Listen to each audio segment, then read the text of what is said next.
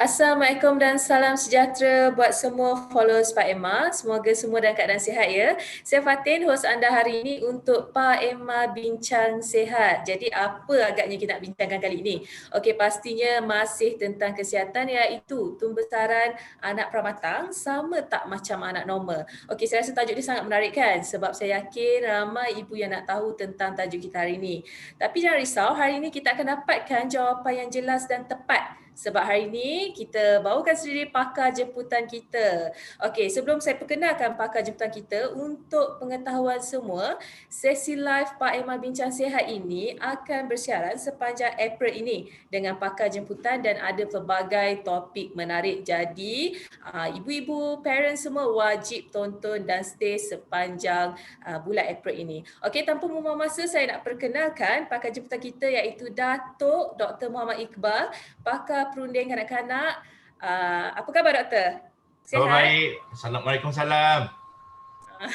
Okey, alhamdulillah. Okey, bagi followers yang baru join, saya suka ingatkan untuk share dulu video live ini, tag rakan anda sebab topik kita sangat menarik. Saya ulang sekali lagi iaitu topik kita pembesaran anak pramatang sama tak macam anak normal. Okey, doktor boleh tak doktor terangkan mengapa boleh berlakunya kelahiran pramatang ni doktor? Boleh. Jadi ada banyak faktor yang menyebabkan baby lahir awal. And sebelum saya kupaskan kenapa, kita kena tahu apakah definisi baby pramatang. Baby pramatang adalah baby yang lahir kurang cukup bulan lah, kan? Less than 37 minggu dalam kandungan. Maksudnya sebelum dia patut 37 minggu dia lahir awal sikit. Jadi ada baby yang lahir 23 minggu, ada baby yang lahir 36 minggu. Semua tu ada baby pramatang. Banyak faktor yang boleh menyebabkan baby lahir awal. Faktor emak. Kadang-kadang emak tu tak sihat. Kadang-kadang ada masalah penyakit diabetes for example. Masalah obesity. Masalah blood pressure. Ada penyakit setengah-setengah ibu yang mengandung. Ada penyakit preeclampsia. Pregnancy induced hypertension. Yang mana baby perlu dilahirkan segera. Kerana kalau baby tak dilahirkan segera, nyawa mak akan terancam. Faktor lain, faktor rahim. Kadang-kadang ada mak yang rahimnya tak normal. Ada fibroid, ada bicornate uterus, ada masalah pangkal rahim yang mana kandungan baby selalu terkeluar awal kerana tak ketat pangkal rahim tu. Ada juga masalah infection. Mak yang tak ada masalah bakteria, jangkitan bakteria kepada pundi kencing, urine infection. Mak ada masalah bakteria dalam kandungan air ketuban dia. Itu juga boleh menyebabkan baby lahir awal. And faktor-faktor ni kadang-kadang kita boleh avoid dengan regular consultation dengan doktor, tapi kadang-kadang benda tu terjadi juga. Jadi ada banyak faktor yang seperti saya yang telah discuss tadi. Okay, doktor, macam doktor cakap tadi, baby pramatang ni akan lahir 36 weeks ataupun ke atas lah kan? 36 weeks ke bawah kan? Okay, so ada tak perbezaan antara anak yang lahir pramatang dengan normal dari segi tembesaran anak tu? Jadi secara lazimnya, bila baby lahir sebelum cukup bulan, sebelum cukup waktu, semua organ baby tak matang. Kan? Jadi kalau baby lahir lebih awal, maknanya baby yang dipanggil extreme premature baby, 25 minggu, 24 minggu kan.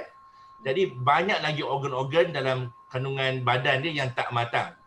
Jadi baby tu akan dilahirkan kecil, dia akan dilahirkan dengan organ yang kadang-kadang tak boleh buat benda yang dia patut buat. Organ yang paling penting organ pernafasan lah. Jadi bila ada masalah kurang matang organ, jadi in terms of pembesaran dia akan terganggu pasal organ-organ yang dah ada dalam badan baby tu memang amat-amat memerlukan bantuan. Dia selalunya baby yang keluar pramatang ni tak boleh menyusu dengan normal. Kadang-kadang tak boleh proses makanan dengan normal kerana ususnya tak matang. Jadi ususnya tak dapat absorb nutrien dengan cara yang normal compared to budak-budak yang lahir secara awal. Dan kadang-kadang ada masalah usus yang menyebabkan baby tak boleh diberi makanan.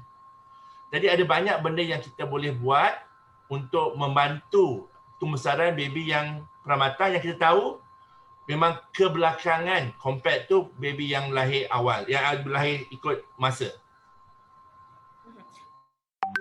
Jadi anak yang lahir pramatang ni dia agak fragile kan berbanding dengan anak yang normal. So boleh tak doktor kongsikan macam mana cara nak menguruskan anak pramatang ni untuk parents yang kat luar sana. Mungkin ada yang tak tahu sebab mungkin ada yang first time ada anak pramatang dan mungkin cara penjagaan dia berbeza berbanding anak normal, doktor. Ya. Jadi bila baby lahir pramatang, kita macam saya kata tadi nak support organ-organ yang tak matang tu, nak support pernafasan dia, nak support pembesaran dia. Jadi kadang-kadang bila organ yang involve dengan pembesaran sepertinya organ usus for example, dia punya usus yang tak dapat mungkin absorb makanan secara normal, kita kadang-kadang masukkan baby ke NICU, Neonatal Intensive Care. Di sana baby akan dijaga, make sure pernafasan dia okey, make sure tak ada infection, make sure tak ada masalah usus. Kerana kalau ada infection, kalau ada masalah pernafasan, pembesaran dia akan terganggu. Jadi kita nak kena sort out benda tu dulu. Lepas tu kita nak support pembesaran dia dengan bagi protein yang secukupnya, karbohidrat yang secukupnya, fat ataupun lemak yang secukupnya. Pada awal kelahiran, especially baby yang terlalu awal lahir, dia panggil extreme premature baby, baby yang kurang 26 minggu, kadang-kadang kita paksa bagi makanan yang unik seperti TPN, Total Parental Nutrition. Jadi makanan ni ada protein, ada karbohidrat, ada lemak yang kita bagi terus kepada salur darah dia. Maknanya bukan daripada mulut. Kerana pada masa tu kadang-kadang baby yang sangat-sangat pramatang ni tak dapat proses makanan dekat mulut, dekat usus dia lagi. Bila kita nampak baby tu dah boleh digest, dah boleh menghantamkan makanan dengan cara normal, kita barulah bagi susu cara berperingkat-peringkat. And the best susu untuk baby pramatang ni adalah susu ibu. Kerana kalau kita bagi susu formula, kadang-kadang dia boleh menyebabkan keradangan usus. Usus dia kadang-kadang boleh pecah. Jadi kalau boleh kita nak support baby ni dengan susu ibu yang mana usus dia dapat dipeliharakan supaya tak ada keradangan dan tak ada bocor sini bocor sana. Kadang-kadang bila kita bagi susu ibu, kalau dia punya pembesaran tak berapa memuaskan, baru kita bagi benda lain. Jadi pantauan pembesaran dalam baby pramatang ni amat-amat penting kerana kita tahu kalau pembesaran dia tak dijaga pada masa awal, dia akan ada long term consequence. Dia akan ada masalah jangka panjang. Kalau dia tak membesar, paru-paru dia tak membesar, dia tak dapat bernafas dengan normal. Kalau dia tak membesar, jantung dia pun tak membesar. Akan ada masalah lain seperti PDA. Kalau dia tak membesar, otak dia pun tak membesar. Jadi ada masalah lain seperti pendarahan otak semua. Jadi pembesaran tu adalah benda yang paling penting. And sebagai ibu yang mungkin ada anak-anak pramatang, jadi ibu yang anak pramatang ni ada yang very premature, ada yang tak premature sangat. Jadi penjagaan baby yang lahir 36 minggu berbeza dengan penjagaan baby yang lahir pada 25 minggu. Jadi kalau ibu ada baby pramatang, saya sarankan kita kena discuss betul-betul dengan pakar, tengok apa yang parents boleh buat, and the best thing yang parents boleh buat is bagi susu ibu dia. Kadang-kadang kalau susu ibu tak ada, kadang dia lebih menyukarkan nak support pembesaran baby pramatang ni. Okay, saya tertarik dengan perkongsian doktor tentang susu ibu tu. Jadi berapa lama anak pramatang ni kena menyusu susu ibu, doktor? Ataupun bila dah cukup 6 bulan dia boleh tukar dengan susu formula, sebab ada setengah ibu yang dia memang nak menyusu setakat 6 bulan, ada yang nak menyusu sampai 2 tahun. Jadi untuk baby yang pramatang, isunya kadang-kadang usus baby tu yang kadang-kadang very fragile. Jadi kalau kita bagi susu yang bukan susu ibu, kadang-kadang absorption nutrien tu tak berapa cantik. dan tumbuh saraf dia kadang-kadang boleh terganggu. Dan kadang-kadang dia boleh menyebabkan usus dia dapat keradangan, inflammation. Jadi kalau kita boleh menyusu baby peramatang as long as possible.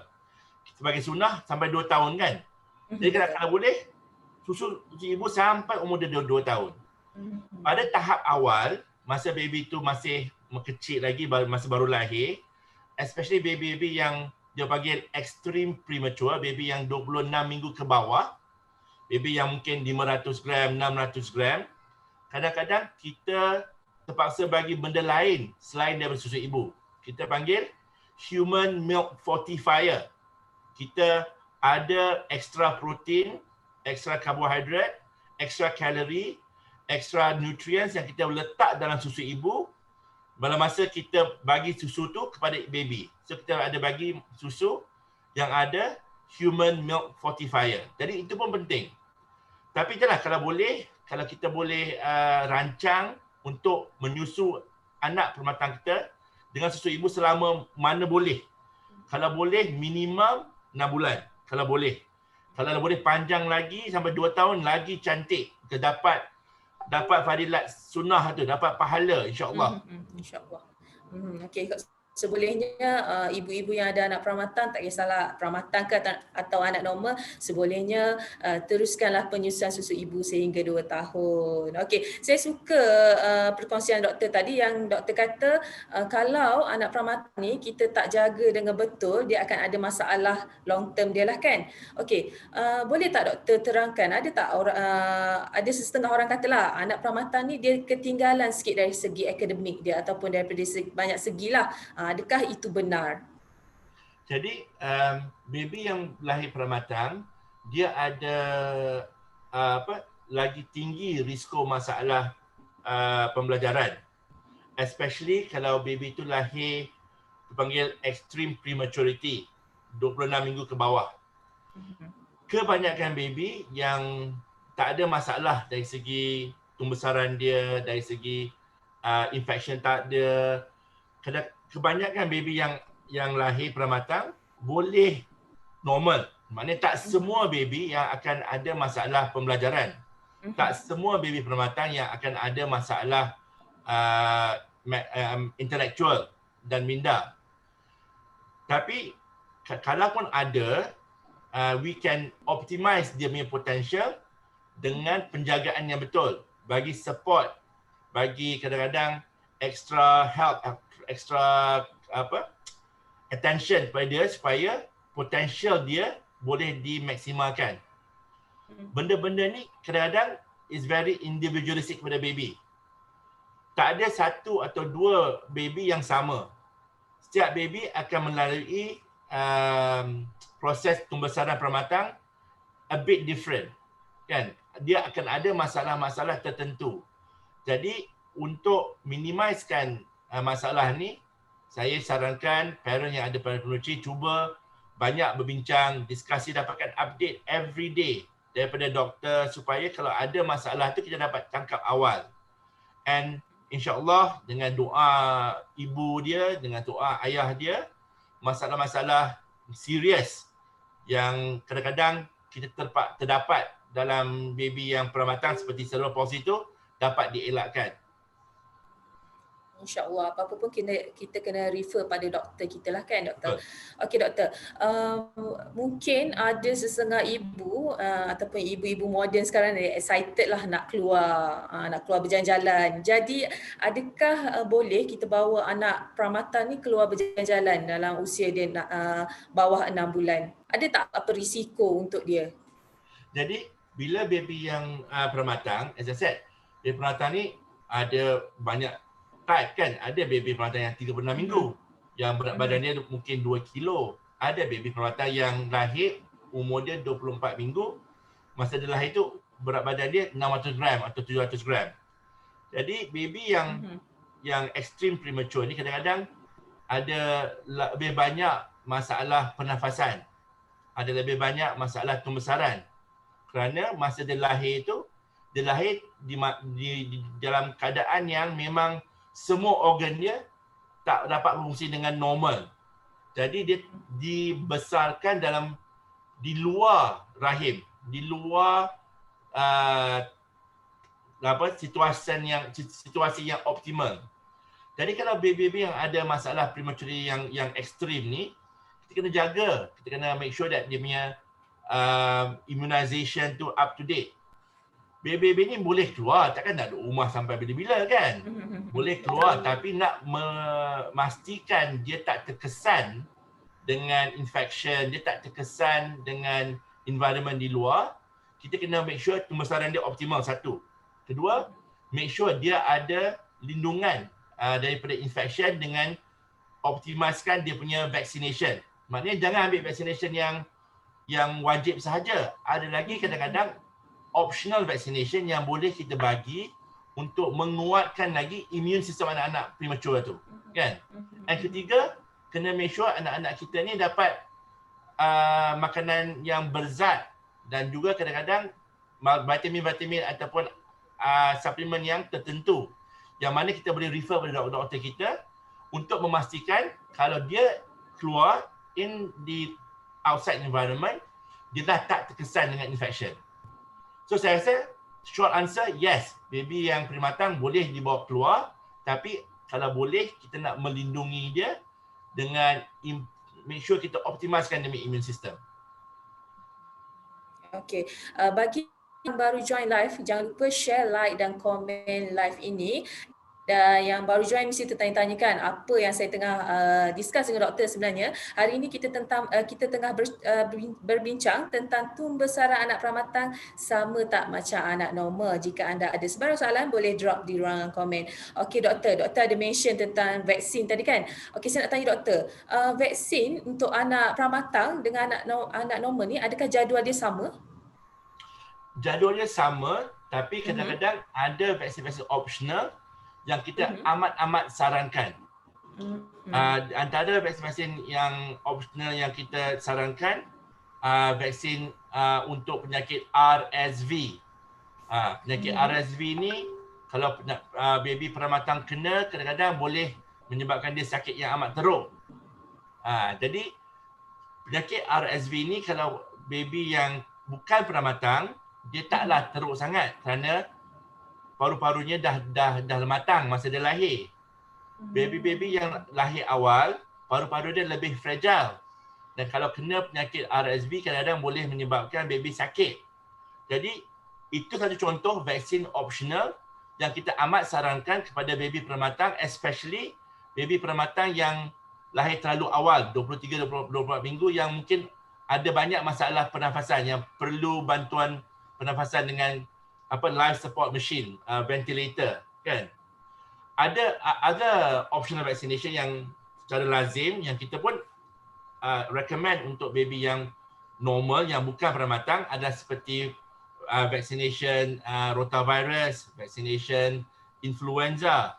Jadi influenza ni again protect baby against penyakit respiratory, penyakit pernafasan. Pasal kebanyakan budak-budak bila dia kecil, bila dia baby, kalau dia sakit, selalunya sakit dia adalah sakit respiratory, sakit pernafasan, sesama, batuk, kan, pneumonia. Jadi kalau kita ada vaksin seperti influenza yang kita boleh bagi untuk protect baby macam ni, memang kita amat sarankan.